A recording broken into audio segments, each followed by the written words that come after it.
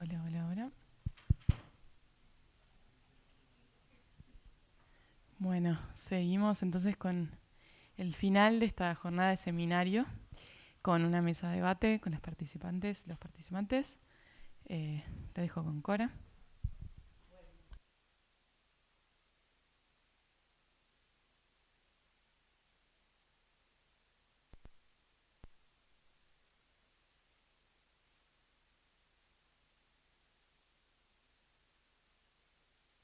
Hola, hola, hola. Bueno, decía que bueno que sigamos acá, que sigan ustedes acá y que pasen cosas, que no estemos en piloto automático con lo que debe ser una charla en el marco de una exposición. Yo te agradezco, Daniel, por este gesto disruptivo, por esta interrupción de los automatismos donde pase lo que pase ya se movieron cosas, ¿no? Ya van a hacer pensar a la fundación, ya hay que decidir si siguen las fotos ahí o no, ya algunos de nosotros las quisimos ir a pegar, ya, bueno, me parece que necesitamos esos movimientos, así que yo agradecida. Y también, bueno, anoté muchas cosas, chicas, de ustedes, así que voy a ir leyendo mis anotaciones y diciéndolas para que ustedes retomen también de donde tengan ganas y armamos una charla entre todos y todas. Me gustó escuchar, porque percibí como también incluso los matices, las diferencias de sus dos lugares como fotógrafas. Y por supuesto también el lugar desde donde habla Daniel, porque Daniel habla desde muchos lugares, habla desde una trayectoria, desde una historia, desde haber sido también reportero en las calles, pero después editor en un gran medio, después trabajador para una gran agencia, después un estudiante universitario que ve las cosas desde otro lugar, ¿no? Entonces me interesa mucho que pensemos esos lugares desde donde hablaron, ¿no? Y para retomar y hacerles recordar también a ustedes lo que dijeron, ¿no? Cómo Mariana empezó a hablar de lo que es caminar entre multitudes, cómo le pegó cuando le dijeron que había una mirada necesaria, porque si bien ella lo que comentaba era no termino de entender o de saber qué me quisieron decir, había algo que a ella le había afectado de sentirse necesaria con su mirada para fotografiar. Cómo recogió varias veces la idea de las ganas de expresarse, ¿no? Que surgió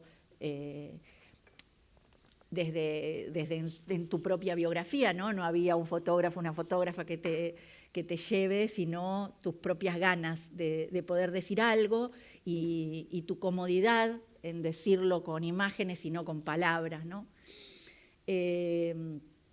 Mariana se preguntaba también qué nos pasa cuando estamos fotografiando, ¿no? Y qué pasa con la intensidad de las miradas, ¿no? También se preguntó con el azar que escapa a veces a la voluntad.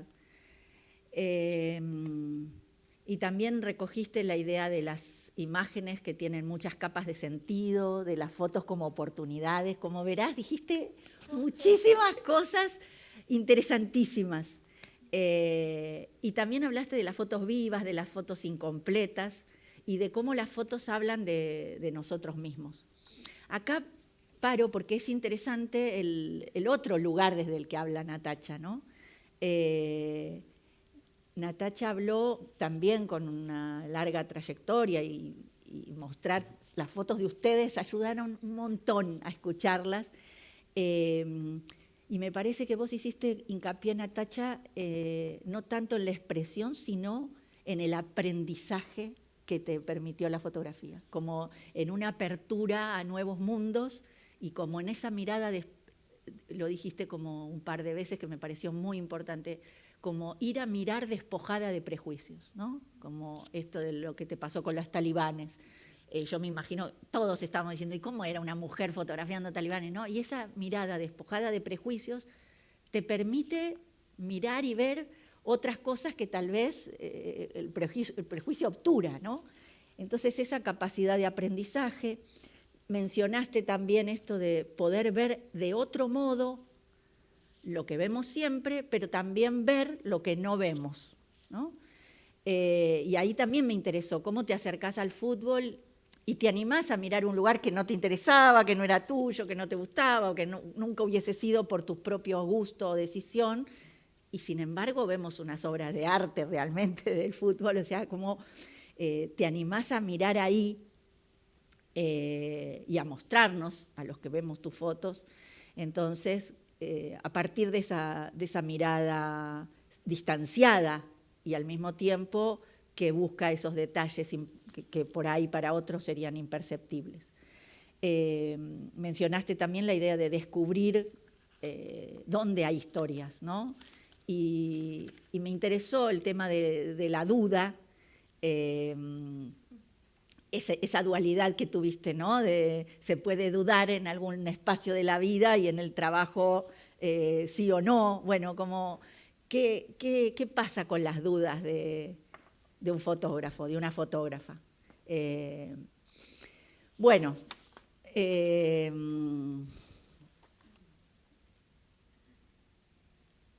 me parece que en el caso de Daniel, lo que tuvimos fue un recorrido de sus distintas miradas, de sus distintos lugares en el mundo, de la plasticidad de Daniel de seguir aprendiendo, de seguir estudiando, de reconocer sus raíces políticas, sus raíces históricas, de pensar la historia del país en el largo plazo, ¿no? Desde pensar el tucumanar, de la familia de Boni, ¿no? Lo que hacían los fotógrafos, los artistas en la década del 60 y llegar hasta el hoy, llegar hasta esta intervención con las fotos de Cristina y pegar estas fotos en el pasillo. Me parece que Daniel seguís haciendo historia en el fotoperiodismo de este país. Yo que lo estudié pude reconocer el valor y la presencia y la importancia de Daniel en cada momento y que hoy siga siendo hechos de los que vamos a hablar y que vamos a pensar, me parece muy valioso, Daniel. En el caso de Pablo, quiero decir esto nomás, justo ayer tuve la oportunidad de estar con el papá que venía desde el hospital y está mejorando, eso increíblemente, porque la verdad que es... yo me cuido mucho de decir la palabra milagro, primero porque soy muy atea, pero además porque creo que si bien puede haber cosas, o sea, puede haber cosas del azar y de la causalidad intercambiadas, sí hay algo de la medicina y de la salud pública de este país que todavía no pudieron destrozar y que son médicos de excelencia y que son hospitales gratuitos porque es una familia que no podría pagar una rehabilitación privada con los millones que eso saldría. Y si no estuviese entonces una salud pública como la que tenemos, no estaría vivo ni podría rehabilitarse. Entonces también me gustaría reconocer eso y también mencionárselos porque hay mejoras y eso es muy alentador. Yo dije en alguna oportunidad y vuelvo a repetir que me hace pensar todos estos días como Pablo como una metáfora de lo que le está pasando al propio pueblo argentino, ¿no? Alguien que súper golpeado y resiste y no se entrega y da muestras de, aún con los golpes tan duros que estamos recibiendo, da muestras de resistencia, ¿no? Y bueno, eso también es muy alentador. La historia es muy dinámica, ¿no? Y lo que hoy es, mañana no será.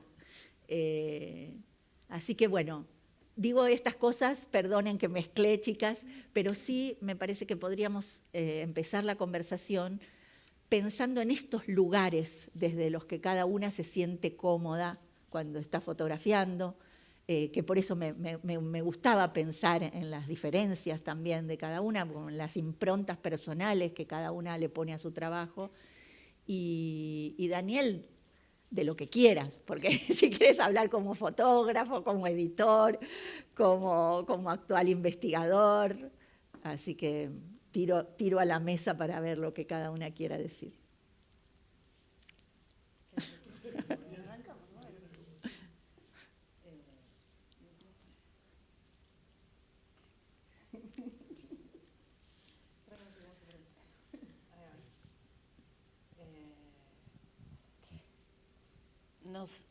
Básicamente creo que ella y yo estamos hablando de distintos lugares, pero que se parecen en algún punto, porque ella habló un poco de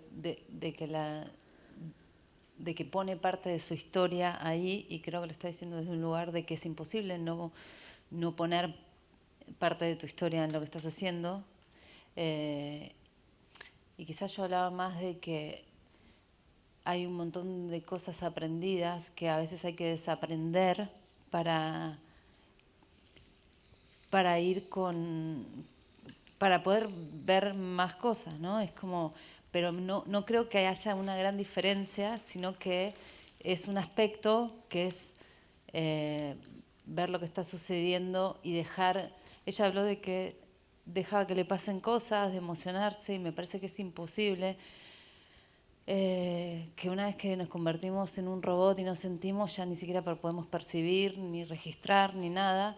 Y creo que lo que yo decía es que nuestra historia, nuestro círculo, nuestras creencias, lo que aprendimos, quizás nos hace llevar a ciertas historias con conclusiones anticipadas, que si nos ponemos rígidos y creemos que lo que nosotros pensamos es la única manera, no descubrimos nada nuevo, digamos, como pasa con las personas también.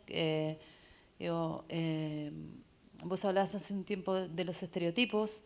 Me parece que hay que, como muchas veces ciertas historias están contadas a través de los estereotipos, y creo que hay que romper esos estereotipos y tratar de hacer el esfuerzo de sacarlo de uno para poder ser lo más preciso por contar la historia, como con una apertura mental que necesitamos para poder comunicar. Sí, por ahí tiene que ver también con dejar que las imágenes te encuentren, ¿no? Más que ir a buscar determinadas imágenes. Pensando esto de lo de los prejuicios y salirse un poco de eso, que yo insisto, es difícil porque es algo con lo que convivimos a diario, y es parte de esa deconstrucción que tenemos que hacer en un montón de sentidos. Creo que lo traté de decir, no sé si me salió en el balbuceo de la charla, pero eso, todo eso que llevamos como a cuestas cuando vamos a hacer fotos, porque es nuestro laburo, por suerte, tenemos ese privilegio, pero cuando andamos por la vida, por más que no hagamos fotos, es el resultado del sistema en el que vivimos, del mundo en el que vivimos, en donde nos atraviesan esas bajadas de línea muchas veces. Y es difícil deshacerse de eso y animarse a tener una mirada más blanda, más permeable a ir a ver qué pasa, ¿no? A mí me pasó en mis pocos intentos de contar historias un poco más profundas o a más largo plazo o mediano plazo. La última vez que lo intenté fue con unas fotos que fui a hacer al Delta, a una isleña que vive con sus hijos ahí, y yo soy muy nueva en este oficio, o sea, no tengo la experiencia que tienen ellos, ni mucho menos, ya lo dije, empecé como de grande, y pensé que tenía que ir habiendo estudiado mucho un tema que ni siquiera sabía bien cuál era el tema, pero igual investigué. Me metí, investigué, leí problemáticas, delta, isleños, ¿no?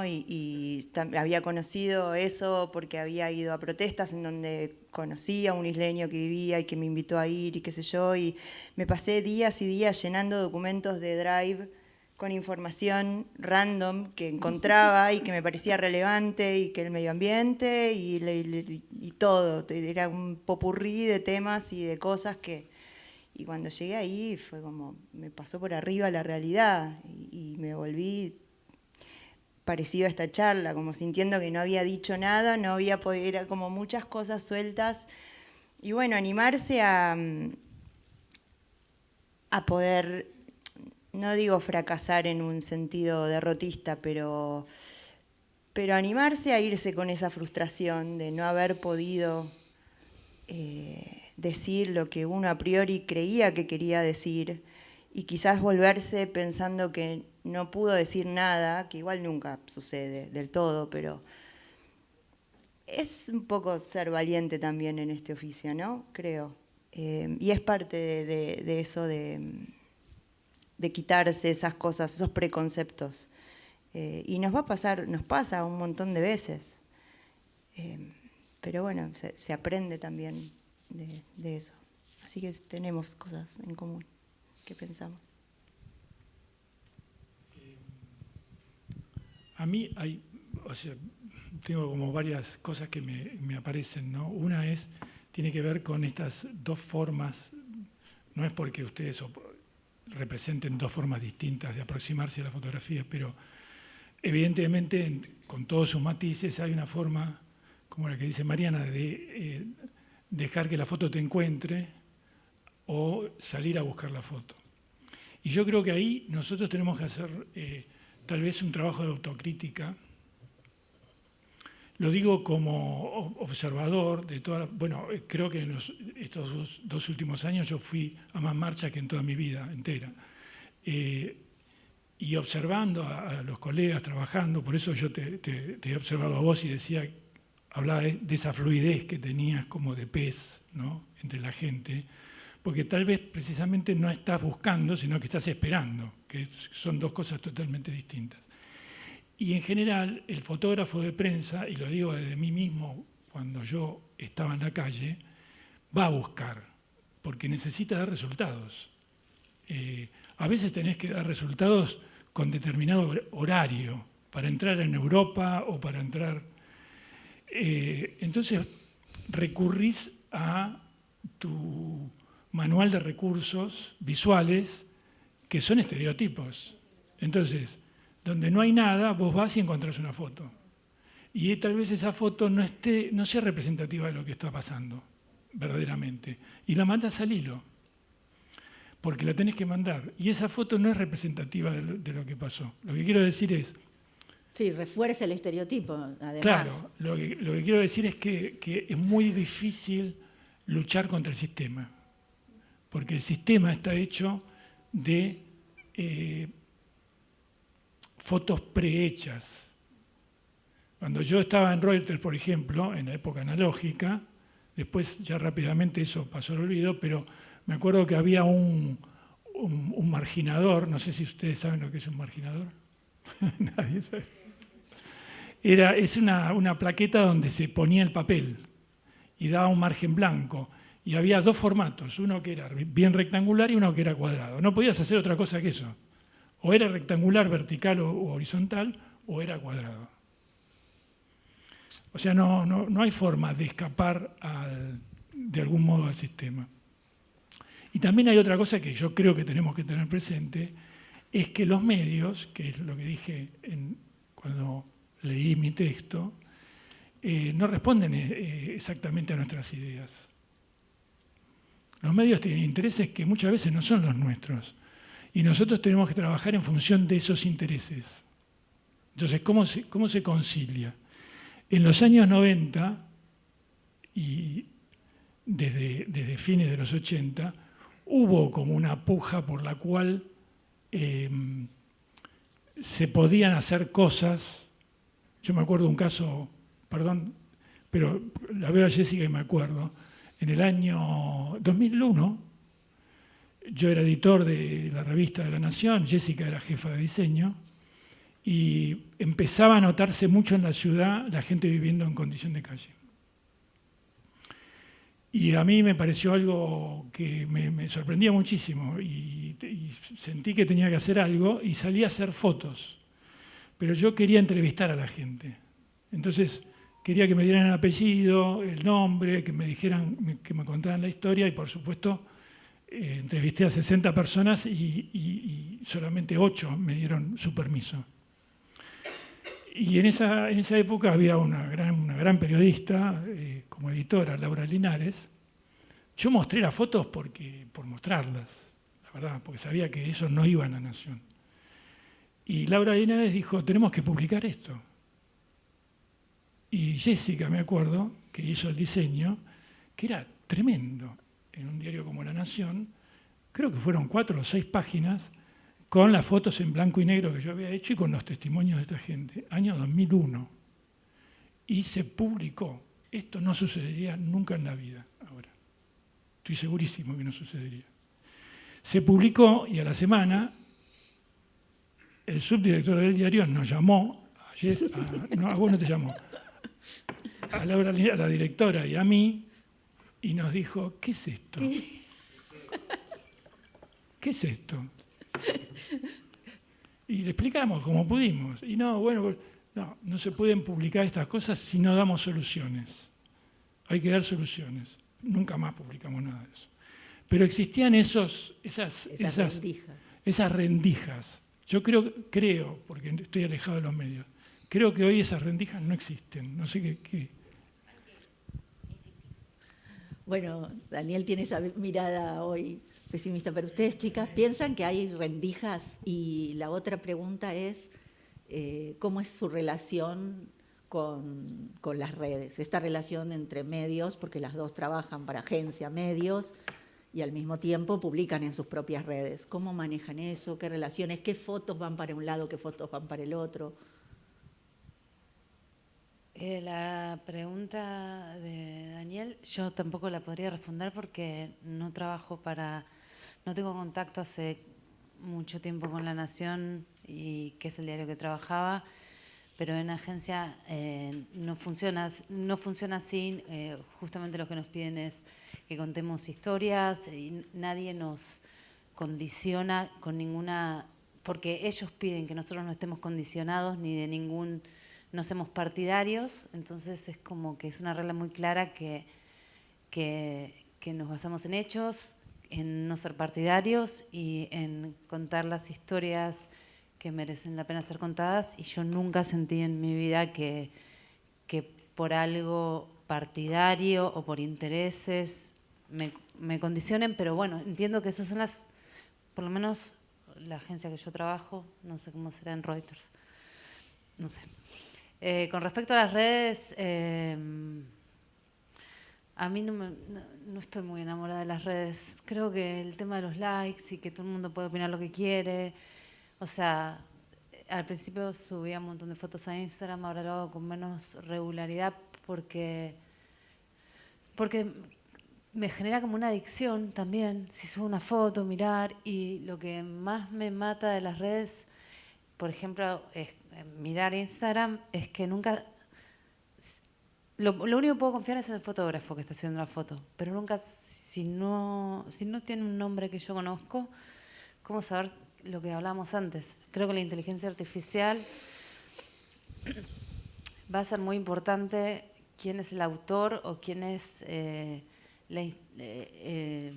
medio detrás de asegurarse de la veracidad de esa imagen, porque yo creo no estar capacitada para, si no sé de quién viene, saber si es real, claro. Hasta los videos. O sea, ayer me pasó algo súper tonto, que estaba mirando Instagram y vi que la candidata a presidente de Chile, Jara, hacía su acto de cierre con Dua Lipa. Y era obvio que no era verdad, pero me hizo dudar. Claro. Y le pregunté al fotógrafo, digo, ¿puede ser que Dua Lipa esté en el acto? Y después digo, como, si yo, que trabajo en esto, caigo, claro. Imagínate la gente que no sabe que tiene que... Y me parece que está bueno que la gente sepa... Creo que ahí se hace más importante el trabajo de los medios responsables, que los medios que no tienen intereses, los medios confiables, y creo que lo último que tenemos que perder es la credibilidad en nosotros y en el periodismo, porque es lo que va a sobrevivir a que pongan un montón de imágenes que no sabemos quién las puso, si son reales. La inteligencia artificial es muy fácil hacerlo y muy, no sé. Bueno, con respecto a la pregunta de los espacios en los medios, a mí me pasó, yo colaboro para el diario El País también, y ahora ya no está más el editor de fotografía que fue el que me convocó a colaborar para el diario, pero hubo un cambio, él renunció y ahora hay otra editora, pero cuando él estaba, me acuerdo que era muy abierto y muy insistente en esta cuestión de poder proponer historias y temas. Y a mí me había llamado mucho la atención, para bien, nunca lo aproveché en el tiempo que compartimos trabajando juntos, pero era algo que él alentaba mucho, ¿no? Esto de, bueno, si tenés una historia, si tenés una idea, proponela, charlémoslo, veamos cómo la podemos llevar adelante. En Clarín no me pasó eso, pero tampoco me pasó de yo proponer algo y que me dijeran que no. Creo que más allá de si ese espacio existe y qué tan posible es, pasa algo que a mí por lo menos me sucede, que tiene que ver con la forma en la que trabajamos, con la precariedad en la que trabajamos, que es que no tengo tiempo, porque tengo una suerte infinita y soy de las pocas personas privilegiadas que pueden vivir de la fotografía. Eso es algo que no puedo creer cómo hace 4 o 5 años atrás yo era docente y ahora soy fotoperiodista. O sea, es más, cuando era docente decía trabajo dando clases, ni siquiera soy docente realmente. Y ahora digo soy fotoperiodista y es como, no lo puedo creer.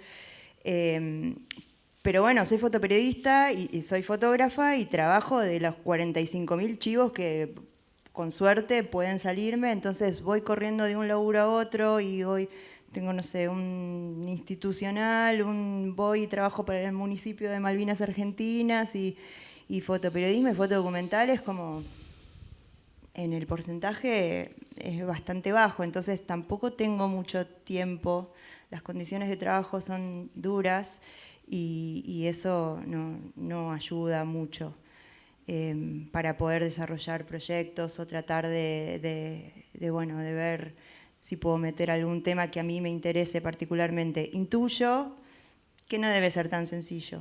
No sé si ese espacio, como vos contabas, existe. Muchas veces por ahí es como, no, sí, buenísimo, proponé, sí, pensemos, la fotografía no sé qué, y después también los mismos medios, los editores también están desbordados muchas veces y toda esa buena voluntad, por lo menos de palabra, queda en la nada, ¿no? Y con respecto a lo de las redes, a mí personalmente es mi manera de mostrar mi trabajo. Esto que contaba del País, empecé a ser colaboradora del País porque el editor de fotografía del diario me escribió un día por Instagram, no entiendo cómo, llegó a conocer mi laburo para preguntarme si a mí me parecía bien y tenía ganas de colaborar en el diario. Es una cosa de loco, pero te juro que me pasó así. Y ahí entendí como, bueno, sí, es como mi portfolio de alguna manera. Después lo de los likes y eso, qué sé yo, todos tuvimos momentos de estar pendientes, no sé, no me sucede ahora, por suerte. Pero sí tuve momentos en donde como, uy, esta foto estaba tan confiada y no resultó, y después entendí que es una boludez como todo. Pero bueno, sí me pasa que trato de mantenerlas actualizadas, mantener en Instagram, porque después tenía una página, por ejemplo, la di de baja, pues es imposible, era algo que pagaba en su momento y bueno, claramente no se puede hacer más, pero el Instagram puntualmente sí me ayuda dar a conocer mi laburo y que estoy activa. Es tremendo, pero estamos como empujados todo el tiempo a tener que estar ahí, porque así como hoy tengo trabajo, en 2 minutos puedo no tenerlo más. Y bueno, es como una herramienta de trabajo. Qué bueno escucharlas y escucharte, Daniel. ¿Quieren que abramos un poquito? Seguro hay preguntas entre ustedes que... Ella dijo que la agencia no... ¿No importa, vos se escucha? Para las redes,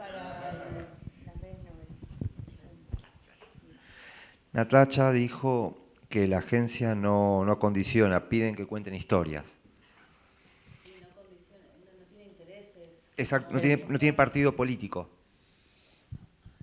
No tiene intereses de ningún tipo. A mí nunca me bajaron una historia por interés. O sea, ¿Pero vos tenés una pregunta o era...? No, para saber porque no conozco el tema de las agencias. Están los medios de comunicación que uno puede saber, Clarín, La Nación, Infobae, no sé, todo lo que pueda haber, ¿sí?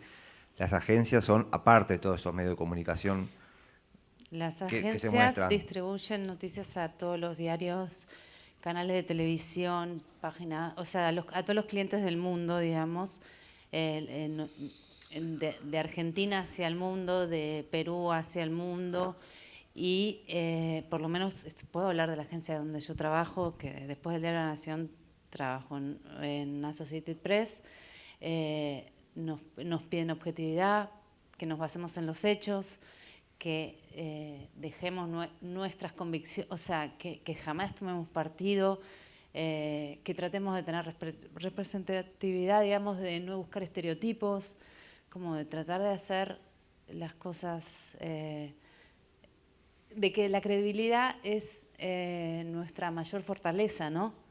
Por eso un montón de diarios del mundo confían que si sale algo de un modo, está chequeado, no tiene intereses, está basado en hechos y está lo más objetivo posible, digamos. En una historia tenés que buscarlo en texto, por ejemplo, tenés que contar los dos lados.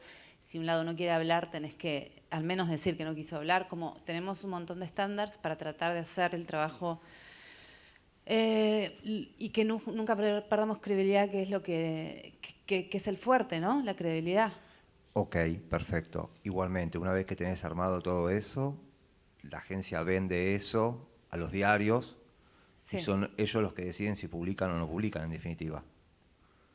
Una vez que mandamos la foto, como decirte, al servicio que la reciben todos los diarios, si mandamos 10 fotos a una historia, lo que hace el diario con la foto no se puede... Igual lo que hace un usuario, lo que hace... O sea, hoy sabemos que cuando subimos una foto a la internet, no es como antes que una historia en un diario se publicaba al día siguiente y, o sea, todo queda ahí y un poco, si yo subo algo personal mío, pierdo el control de cómo se usa, ¿cierto?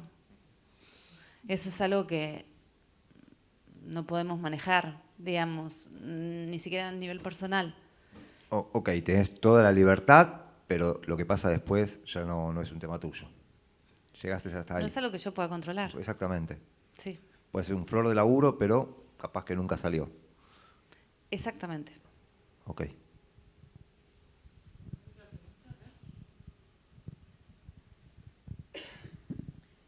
Voy entonces con una en el chat.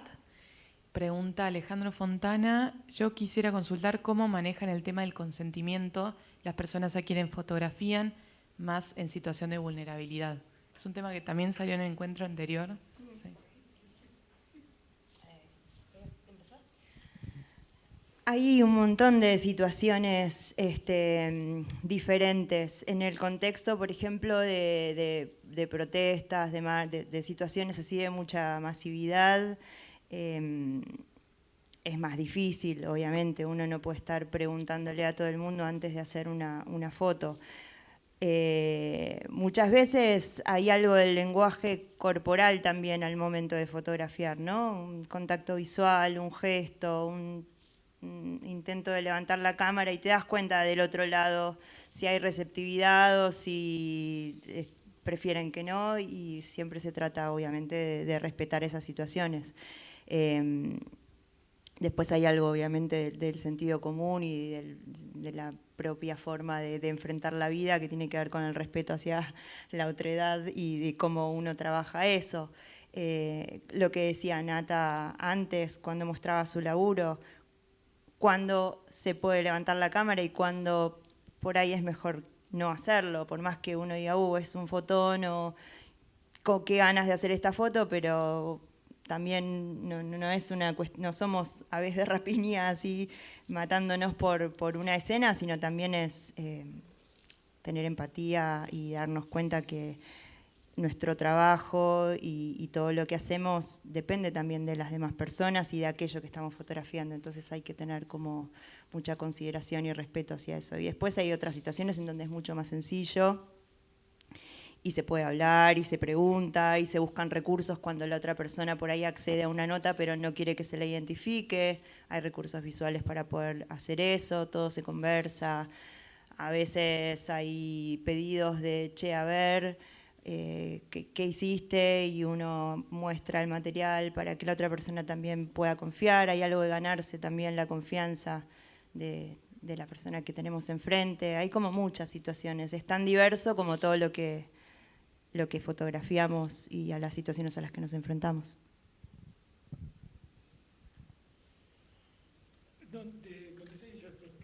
No, pienso un poco como ella, o sea, uno no busca consentimiento en una manifestación porque salvo que te tapen la cámara y entiendas que no quieren salir en la cámara, estás en una manifestación manifestándote y...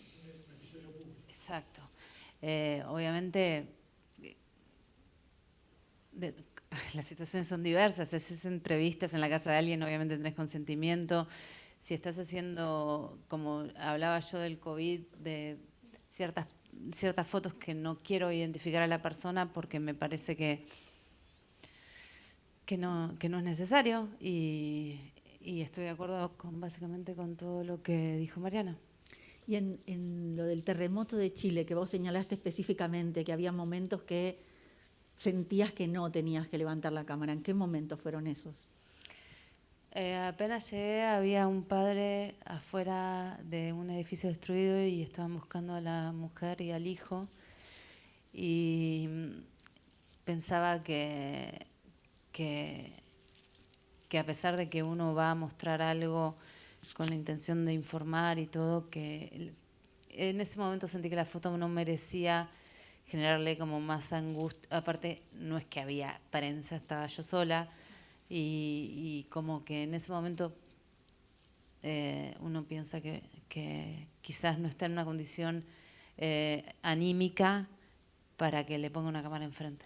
Nada más. Eso. Con respecto a los consentimientos, bueno, incluso hay formularios, no sé si ustedes lo siguen manteniendo. Hay formularios, uno tiene que llevar un formulario y si hay una persona que vamos a fotografiar y pedimos su consentimiento, tiene que firmar ese consentimiento, porque si no es un problema. Pero después yo quería hacer un comentario sobre lo que dijo Natacha, que por ahí me gustaría como matizarlo un poco, ¿no? Cuando ella dice, bueno, la agencia nos pide que seamos objetivos, que no estamos ni de un lado ni del otro, ¿no? Algo así dijiste. Yo particularmente he aprendido, pienso y estoy convencido de que fotografiar es interpretar. Nunca, no existe posibilidad alguna de objetividad, nunca. Porque hay un ser humano detrás de la cámara y ese ser humano está interpretando lo que ve. O sea que ya esa ecuanimidad no existe.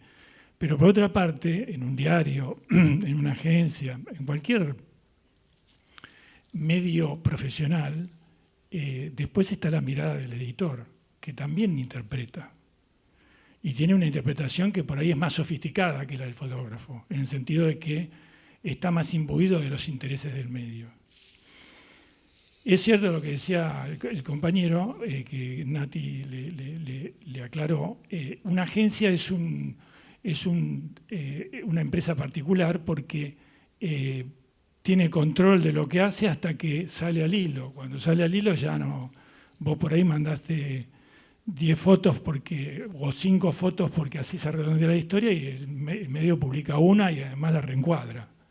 y probablemente le cambie el epígrafe. Entonces ahí es donde las cosas empiezan a ser mucho más difíciles. Quiero decir con esto que no es tan simple como 2 más 2 son 4. Puede ser que la agencia te diga, mirá, nosotros somos objetivos, no estamos de un lado ni del otro, pero también es cierto que la agencia AP es una agencia norteamericana, es un consorcio de periódicos norteamericanos, que hay que ver, no sé, yo no estoy al tanto porque no sigo a la AP, pero digo, bueno, yo no sé cómo hace para ser ecuánime con respecto al conflicto en Gaza. Por citar un ejemplo conflictivo, digo, bueno, no sé, ¿cómo se es objetivo en Gaza? ¿Se puede entrar a Gaza? Bueno, no hay fotos. De hecho, yo una vez me puse a investigar en Instagram a ver si podía encontrar alguna versión de lo que estaba pasando en Gaza y encontré un fotógrafo que efectivamente estaba subiendo fotos de Gaza que eran, que yo lo bloqueé, porque no toleraba ver lo que estaba viendo. Todo eso que yo no toleraba ver no está en los medios, no lo distribuyen las agencias. Entonces, lo que quiero decir es que formamos parte de un sistema en el que las cosas son muchísimo más complicadas de lo que parecen. Bueno, Cora es un especialista. Así que mal puedo yo estar opinando en ese sentido. Pero creo que todo esto es con matices, ¿no? No existe la autonomía, de ninguna manera. Y celebraría que en algún momento pudiera haber un medio donde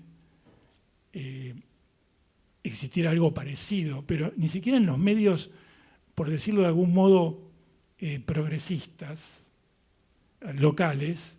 El uso que hacen de la fotografía es para tirarles bombas de pintura.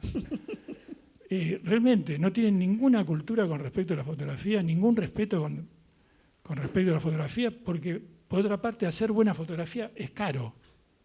Lo que hacen, sobre todo lo que haces vos en una agencia, cuesta mucho dinero. Entonces un medio pobre, un medio progre, qué sé yo, el diario AR o, no sé, plataformas que son amigas, por decirlo de un modo, hacen crímenes con la fotografía. La usan de relleno directamente. Bueno, eso es lo que quería aclarar. Sí, sí. ¿Alguien más de acá? A mí me parece que...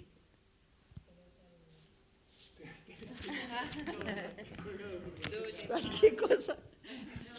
Demasiado moderno. Sigo con este.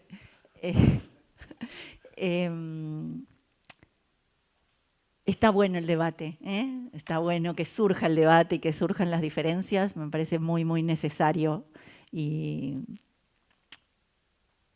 que es lo que nos alimenta a pensar, porque cuando hay debate hay que pensar, ¿no?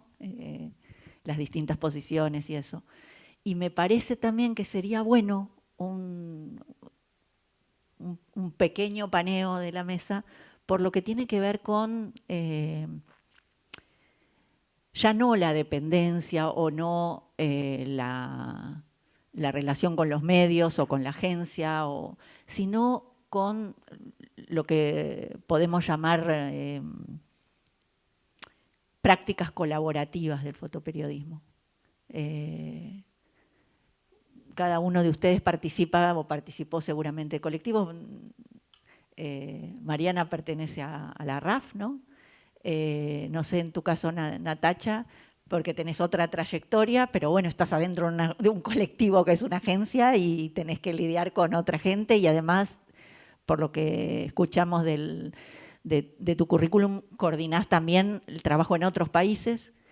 Y Daniel participó de muchos colectivos, por ejemplo, el que mostró, ¿no? El colectivo que organizó la primer muestra de fotoperiodismo en Argentina, de periodismo gráfico en Argentina en plena dictadura. Entonces me parece que estaría bueno un paneo sobre cómo es en una profesión tan individual, en donde uno tiene esos momentos de soledad, donde tiene que ir, ¿no? Navegando y buscando sus propias fotos, cómo es el compartir con otros, el trabajar con otros, el crear con otros, el construir prácticas colaborativas con otros. ¿Qué experiencias tienen al respecto, visiones, etcétera, sobre el tema?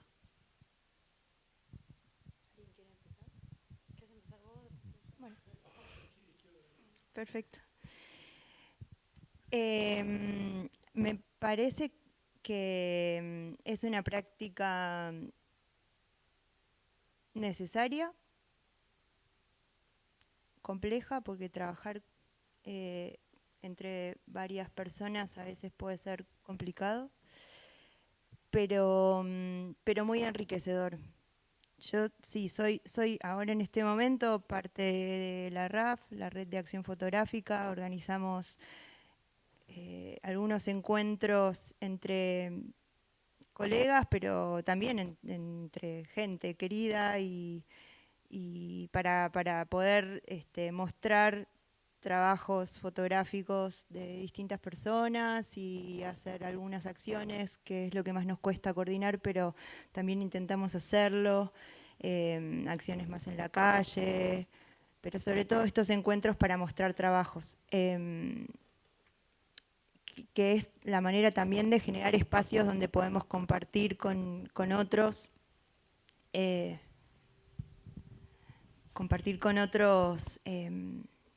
en lo social también, ¿no? Porque en la vorágine que tenemos todos los días trabajando se vuelve un poco difícil poder tener estos espacios. Es un poco loco porque a veces estamos 8 horas de guardia frente a Casa Rosada y estamos uno al lado del otro y sin embargo hace falta algo de ese contacto humano más allá del compartir el tiempo ahí.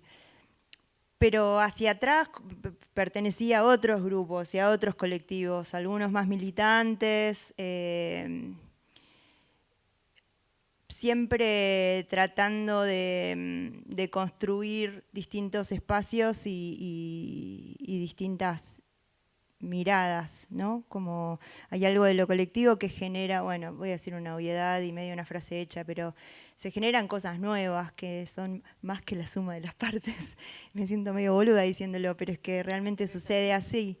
Y en estos tiempos se mezcla todo, me parece. Son espacios no solo desde lo fotográfico, de generar contenidos con otras personas, de poder compartir esto, de mostrar trabajos o organizar fechas en donde la gente se encuentre y no sé qué, sino que también tiene que ver con compartir todo lo que nos pasa en el día a día, en nuestros oficios, cuando estamos en la calle, cuando nos encontramos con un montón de situaciones que nos desbordan y nos superan a veces o nos angustian.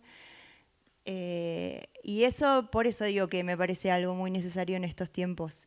A mí me ayuda mucho y es de las cosas que más me gustan. Es verdad que cuando me tocó hablar dije que también los momentos de soledad a mí me son importantes porque no soy una persona tan sociable todo el tiempo. Necesito mucho de recluirme y de estar conmigo misma, y como mis momentos de aislamiento son bastante grandes, pero también reconozco que en esto de lo colectivo, más allá de los nombres de los colectivos o de los grupos puntualmente, hay algo que aprendí y a lo que yo le tenía mucho miedo cuando empecé en este oficio, que me acuerdo que yo le decía a Mati Baglietto, colega y amigo, y le decía que me daba mucho miedo cuando yo ya venía haciendo fotos de antes de trabajar de fotógrafa, y les decía, y ahora que tengo que empezar a trabajar y tengo que estar mucho más tiempo en la calle y que me van a asignar notas y todo, ¿cómo voy a hacer? Porque todos se conocen y a mí no me conoce nadie, y ¿quién me va a hablar cuando yo llegue y nadie me salude? ¿Qué hago? Me daba terror. Y me costó un poco al principio esa parte, pero después, por ahí me estoy yendo por las ramas, pero tiene que ver con lo colectivo, porque después me hice amigos que quiero mucho y que son parte de mi familia elegida y que los comparto con ellos mucho más tiempo del que hubiese imaginado, del que compartí con otra gente durante muchos años. Y esa camaradería que se genera, en algunos casos, en el mejor de los casos, esa amistad profunda, ese cariño hasta de hermanos, como yo le digo a Tommy muchas veces, te salva, te eleva, te inspira todo el tiempo. Yo creo que soy mejor fotógrafa de lo que podría haber sido gracias a rodearme de esa gente, porque es gente que adoro y que me llena de cosas lindas. Gente que quiero, gente que amo, gente que me hace la vida mucho más feliz.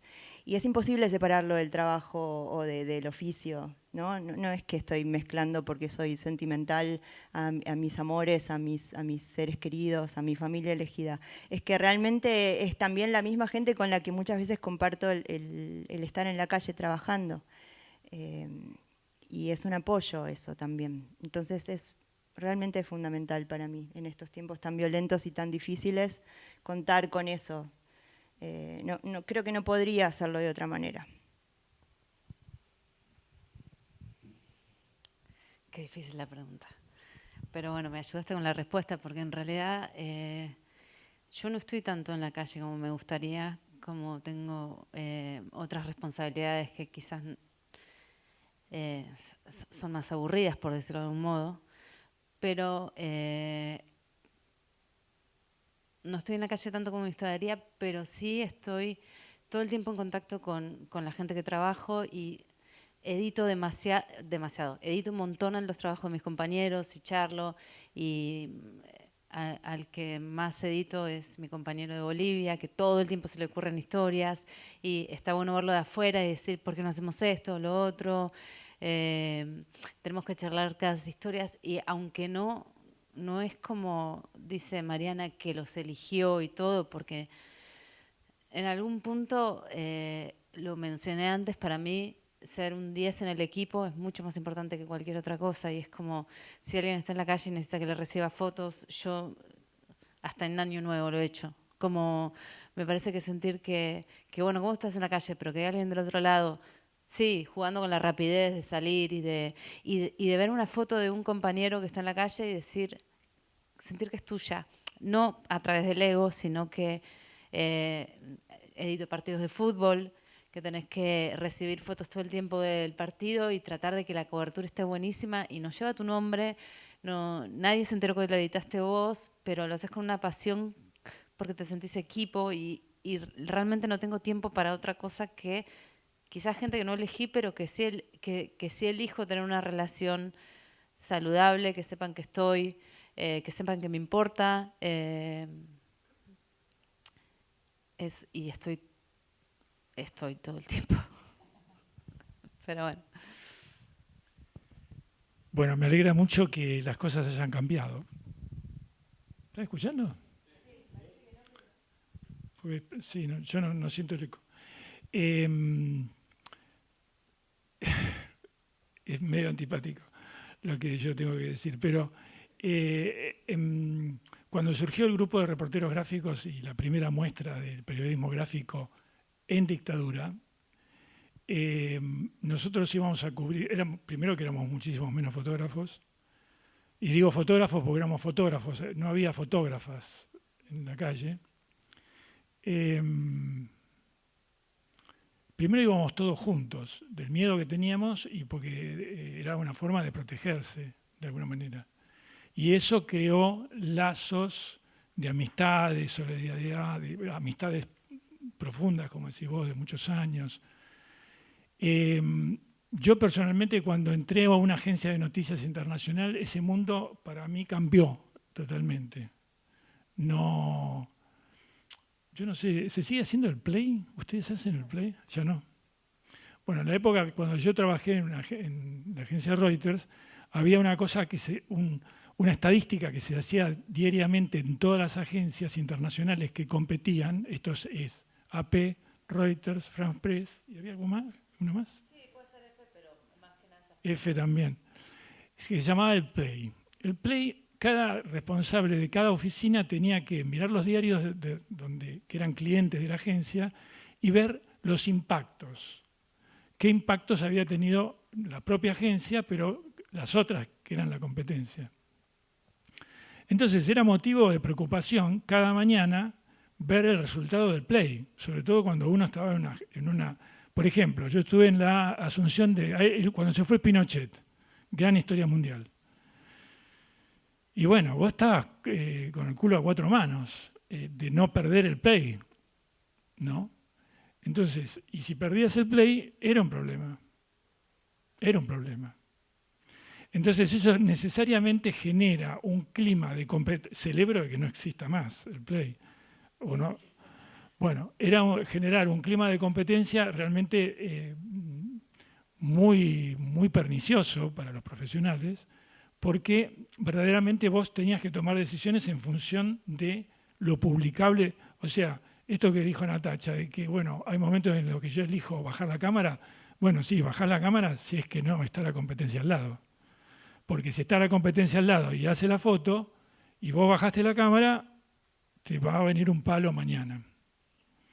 Entonces, todo esto es con matices también, y son los lugares, porque es un lugar muy distinto al que está Mariana, y es un lugar súper distinto en el que está Natacha, donde tiene una responsabilidad no solamente sobre una oficina, sino sobre varias oficinas. Entonces, bueno, en ese sentido yo creo que también hay que matizarlo. Yo creo que la prensa es un sistema aceitado que funciona de determinada manera y que es muy difícil. Lo dijo Cora al principio, los fotógrafos y las fotógrafas somos el eslabón más débil. Tal vez no tanto en las agencias internacionales porque se le da mucha bolilla a la fotografía, pero en los medios somos claramente el eslabón más débil, ¿no? Así que bueno, celebro que eso haya terminado. Agrego algo por esto que decís que me hizo pensar, más allá del caso de esto que contabas de las agencias. Sí es cierto que el sistema de colaboración y de ser trabajadores freelance, la mayoría, colectivo al que yo pertenezco, porque no trabajo como staff en ninguno de los diarios para los que colaboro, ni en la agencia para la que colaboro, nos empuja todo el tiempo a esta cuestión de la competencia. No es que vamos como hippies y qué lindo la foto y vamos ahí cantando como en la pradera. Estamos también presionados porque es real, o sea, es lo que decía, hoy trabajo y puedo decir, sí, trabajo para medios locales, internacionales y Sarasa, y en 2 minutos no trabajo más, y por suerte hay un montón de fotógrafos y fotógrafas jóvenes que vienen con una fuerza increíble y con un ímpetu bárbaro y con una mirada fresca, que hay un montón, porque somos un montón, que están ahí y que con los que compartimos espacios y con los que compartimos cobertura, y lamentablemente esta precarización laboral y la cuestión de ser freelance y que con eso te pagas las cuentas, te empuja también a estar como compitiendo. Es la realidad, no es que... Pero bueno, así como digo eso, también sucede que por lo menos es lo que yo vivo, hay mucha solidaridad, ¿viste? No pasa más eso, o bueno... No sé, yo por lo menos no puedo decirlo por mi experiencia, nadie te, no sé, sí, nadie te corta el cable o nadie te roba la batería extra para que... Vos hablás de ser eficiente vos. Sí, sí. No en la perdón. La competencia que vos hablás es salir rápido, todo, o sea, ser eficiente en tu trabajo, que no es una competencia, creo que la que habla Daniel, ¿cierto? O sea, es una competencia de ser eficiente, de salir rápido, de tener la foto que cuenta la historia, de que aunque no tengas nadie sentado al lado, lo harías igual, ¿cierto? Sí. O sea, no es una competencia de cortar un cable, de empujarte de la escalera, digamos, no es esa clase de competencia, ¿cierto? No, ha sucedido, pero ya no sucede, por suerte, creo. No, sí. Hay quienes tienen, claro, la tijera en la mochila. No, es obviamente, siempre es con uno y esa presión y esa responsabilidad la tendríamos así estuviésemos haciendo una entrevista a solas, con exclusiva, eso es verdad, pero también es cierto que hay una pulsión por tratar de tener la mejor foto, por tratar de transmitir rápido, y uno se compara inevitablemente con los demás, eso sucede. Pero yo no soy freelance y yo la tengo también. Claro, sí, lo tenemos todos. No, digo que obviamente uno quiere hacer las cosas bien y yo he escuchado historias de Eduardo, básicamente, y esa competencia era daba un poco de miedo. No era la misma competencia que hay hoy, creo, ¿no? Es como... No, sí, digamos, yo creo que no te cortan el cable porque ya no hay cables. Pero al mismo tiempo yo he vivido también momentos de una inmensa solidaridad humana y profesional, tengo que reconocerlo. Bueno, ella habla de Eduardo Di Baia, es un fotógrafo que estuvo 50 años, ¿no?, en la AP, entró a los 16 años, una locura, y yo trabajé mucho con él y aprendí mucho con él, pero también en una época en la que podía pasar que los colegas te dieran información equivocada para que vos no llegues. Eso pasaba. Pero también podía pasar que ibas a un partido de Copa Libertadores o de un partido importante y tenías que estar 10 minutos porque tenías que transmitir y de repente, yo era mal fotógrafo de deportes y de repente no tenía nada. Y hablaba, bueno, esto que no se sepa, que no salga de acá, pero hablaba con Di Baia y Di Baia me decía, toma un cuadrito, y me daba una foto que por ahí, después al otro día el play lo ganaba yo, con la foto de él, ¿se entiende? Entonces era... ¿Eh? No, es mentira. Bueno, cerrar con la solidaridad entre colegas me parece un gran cierre, aún en estos tiempos tan difíciles, duros, crueles y salvajes que vivimos. Así que apostemos por eso, por el cuadrito de Di Baia. Gracias a todos, a todas.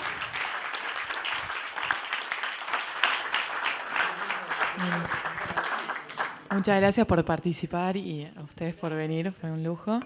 Cerrando el último seminario del año, nos vemos, y de estas 2 muestras actuales, nos vemos en la próxima muestra. Gracias.